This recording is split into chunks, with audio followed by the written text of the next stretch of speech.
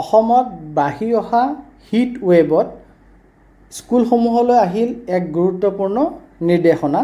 ছাত্ৰ ছাত্ৰীসকলৰ সুৰক্ষাৰ বাবে কি কি ব্যৱস্থা লোৱা হৈছে আজিৰ ভিডিঅ'টিত চাওঁ আহক। অসম চৰকাৰৰ অধীনত দৰং জিলাৰ বিদ্যালয় পৰিদৰ্শকৰ কাৰ্যালয়ৰ পৰা এখন জৰুৰী নটিচ জাৰি কৰা হৈছে।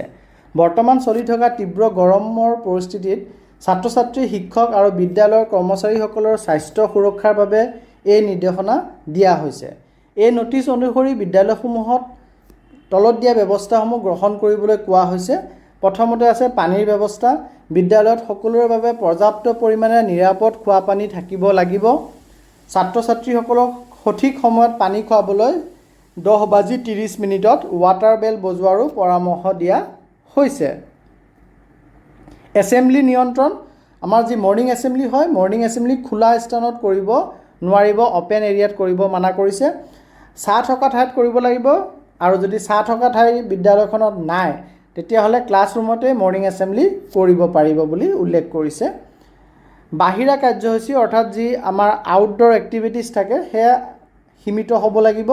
দুপৰীয়াৰ গৰম সময়ত খেলা ধূলা বা আউটডোৰ এক্টিভিটিছ কাৰ্যসূচী বন্ধ ৰাখিবলৈ কোৱা হৈছে।